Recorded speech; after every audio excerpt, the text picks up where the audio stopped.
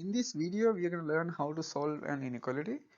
So, as the example, we are going to solve this problem. So, this is solve the inequality x squared plus 2x minus 35 less than 0. So, what we can do, we can assume that, so the answer, we can assume that x satisfies this inequality. So, let's say let x be such that x squared plus 2x minus 35, which is less than 0. So what our goal is to find that x. So what we normally do is we're gonna factor this. So as the first step we're gonna factor. So to factor this one, we're gonna look at the constant term, which is negative 35. And then our goal is to find two numbers. When you multiply, you get negative 35. When you add, you get positive 2. So you can see that those two numbers are 7 and negative 5. So that means we can write the factorization right away after that. So it is x plus 7 and x minus 5 less than 0. And then what we can do, we're going to find the zeros. What we normally call the boundary points. To find the boundary points, what we can do, we can find the zeros of this one. So let's find the zeros or the endpoints.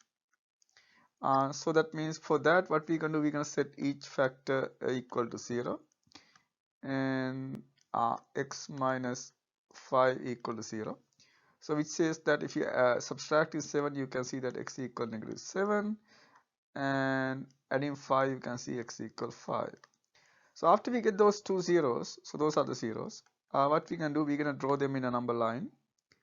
So we're going to put them on a number line, negative infinity, positive infinity.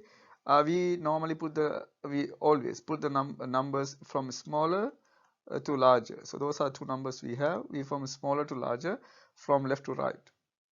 Now what we can do, we're going to pick a test point. So of the one on the right, you can see that you can pick. You can pick this one because it's 5. So you're going to pick a good number, for example 6. So if it's 6, and you can see you can plug in that into the first factor. If you plug in that, you can see there is 13, so which is positive. And then we also plug into the second one, and you can see that it is 6 minus 5, that means 1, so which is also positive. So now according to the problem, you're going to multiply the two numbers. That means you get a positive means positive. So that means if it's positive for 1, and you can see that it's positive for any number like that. Only thing is you get different numbers, but the sign doesn't change.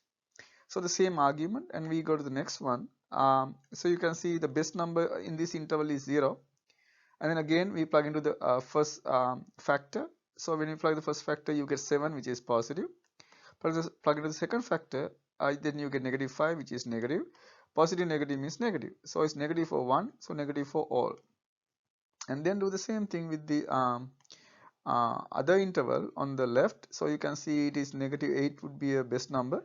So if you plug in negative 8 in the first factor, you can see it is negative 8 plus 7 means negative 1, which is negative. And if you plug to the second one, it is negative 8 minus 7 means negative 8 minus 5 means negative 13, so which is negative. And you multiply the two factors, so that means it's positive. Negative means positive, so it's positive everywhere. So now that's what we normally call the sign diagram. So we call this is the sign diagram.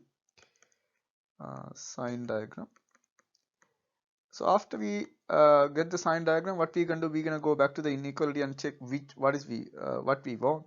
And you can see that according to the inequality, we need where the product of the two factor is negative, because less than 0, negative. So that means we're gonna check the negative one. So you can see that it is the interval going from negative 7 to 5. So then we can write the solution.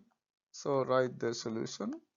But you can see that the solution is an interval this time. So the solution is negative 7 to 5, open interval. The reason is this is a strict inequality. There's no equal sign. So that means that's the solution. The solution is negative, the open interval from -5 to -7 to 5.